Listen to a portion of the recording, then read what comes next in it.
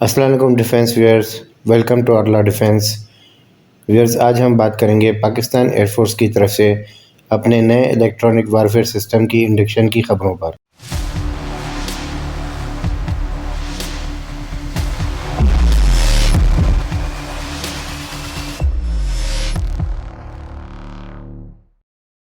Wears, Pakistan air force نے اپنے نئے الیکٹرانک وارفیئر سسٹم کے لیے ترکی میں ہی بنائے گئے کورل الیکٹرانک وارفیئر سسٹم کو سلیکٹ کیا ہے۔ پاکستان ایئر فورس کی اس الیکٹرانک وارفیئر سسٹم کی انڈکشن کے لیے ترکی کے اسلسان کمپنی، جو کہ اس الیکٹرانک وارفیئر سسٹم کو ڈیزائن کرتی ہے، ان کے ساتھ بات چیت فائنل مراحل میں داخل ہو چکی ہے۔ ان 2 سالوں میں پاکستان ایئر فورس کی طرف سے چائنیز اور ترکش الیکٹرانک وارفیئر سسٹمز کی ویگرس ٹیسٹنگ کے بعد finally Koral electronic warfare system کو سلیکٹ کر لیا ہے۔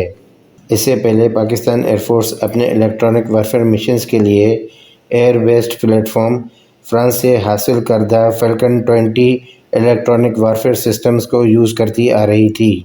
2019 کے سوئفٹ ریٹارڈ آپریشن کے دوران ان فیلکن 20 الیکٹرانک وارفیئر سسٹم نے کافی کلیدی کردار ادا کرتے ہوئے انڈین ایئر فورس کے تمام راڈارز کو جیم کیا تھا۔ انہی الیکٹرانک وارفیئر سسٹمز کے کامیاب مشن کے بعد ان کی اہمیت کو جانتے ہوئے اور انڈین آرمڈ فورسز کی ان الیکٹرانک وارفیئر سسٹمز کے خلاف کمزوری کو جانتے ہوئے پاکستان ایئر فورس نے یہ فیصلہ کیا کہ وہ ایک land based electronic warfare systems کو فیوچر میں انڈکٹ کریں گی۔ اب سوال یہ آتا ہے کہ پاکستان ایئر فورس نے چائنیز الیکٹرانک وارفیئر سسٹمز کو ریجیکٹ کرتے ہوئے Turkish Koral electronic warfare systems کو سلیکٹ کیوں کیا؟ ہمارے خیال سے پاکستان ایئر فورس کی طرف سے کورل الیکٹرانک وارفیئر سسٹم کی سلیکشن کی 2 اہم وجوہات ہو سکتی ہیں، جس میں سب سے بڑی ایک وجہ یہ بھی ہے کہ یہ الیکٹرانک وارفیئر سسٹم سیریا اور لیبیا جیسے ہارش انوائرمنٹ میں ٹرائیڈ اور ٹیسٹ کیا جا چکا ہے۔ ویئرز، آپ کو یہاں یہ یاد دلاتا چلوں کہ سیریا اور لیبیا جیسے ہارش انوائرمنٹ میں، جس میں اسرائیل، USA، رشیا، UAE اور دیگر ممالک اپنے ملٹری ایکوپمنٹ یوز کر رہے تھے، اس کے باوجود کورل الیکٹرانک وارفیئر سسٹم نے اپنے تمام مشنز کامیابی سے سر انجام بھی دیے۔ Viewers, Turkish ministry of defence کی طرف سے بتایا یہ بھی جاتا ہے کہ 2018 میں لیبیا میں ایک جھڑپ کے دوران UAE کے میراج 2000 فائٹر جیٹس کے راڈارز کو کورل الیکٹرانک وارفیئر سسٹم نے کامیابی سے جیم بھی کیا تھا، جس کی وجہ سے UAE ایئر فورس کو GNA گورنمنٹ کے خلاف اپنے اس ایئر مشن کو اپنے میراج 2000 فائٹر جیٹ کے ذریعے جو کیا جا رہا تھا ریٹریٹ کرنا پڑا۔ ترکش منسٹری آف ڈیفنس کی طرف سے بتایا یہ بھی جاتا ہے کہ رشیا کے پینٹیسر S2 ایئر ڈیفنس سسٹم کو بھی کورل الیکٹرانک وارفیئر سسٹم نے کامیابی سے جیم کیا تھا۔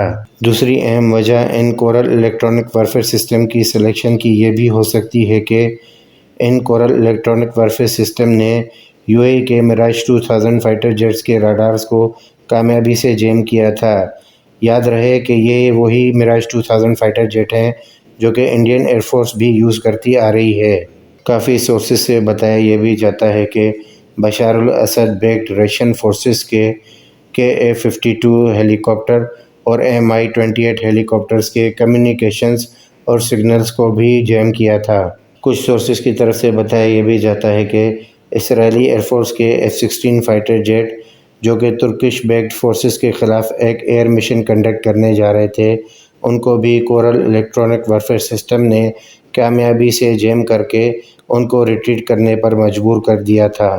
اس کے علاوہ 2019 میں اسرائیل کے state of the art green pine radar system, جو کہ ترکش فورسز پہ نظر رکھنے کے لیے سیرین بارڈر کے قریب نصب کیا گیا تھا، اس کو بھی کورل الیکٹرانک وارفیئر سسٹم نے نہ صرف کامیابی سے جیم کیا بلکہ اس کے تمام کمیونیکیشنز اور سگنلز کو بھی جیم کیا تھا۔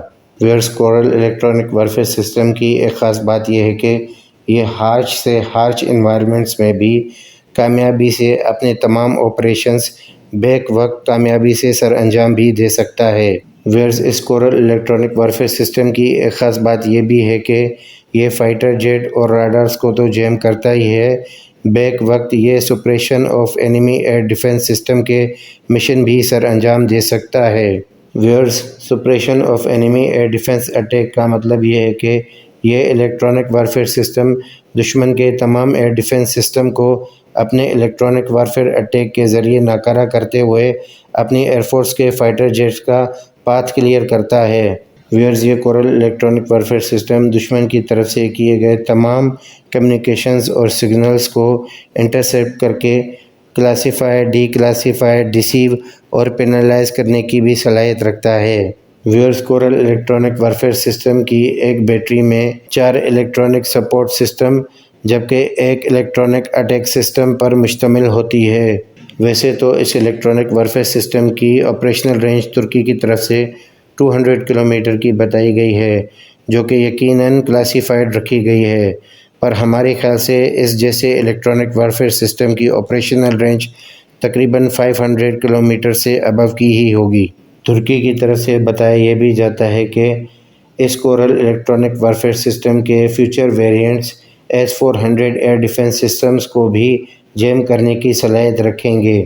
یقینی طور پر یہ کہا جا سکتا ہے کہ پاکستان ایئر فورس کی آرمری میں کورل الیکٹرانک وارفیئر سسٹمز کو انٹیگریٹ کیا جائے تو انڈین ایئر فورس کے ریفیل، میراج اور سو-30 فائٹر جیٹس پر ایک سبقت پاکستان ایئر فورس کو حاصل ہو جائے گی۔ آج ہم اپنی ویڈیو کو یہیں پر ختم کرتے ہیں۔ امید کرتے ہیں آپ کو ہماری آج کی ویڈیو پسند آئی ہوئی ہوگی۔ سبسکرائب، شیئر اور لائک کرنا نہ بھولیے گا۔ اپنی دعاؤں میں یاد رکھیے گا۔ پاکستان زندہ باد۔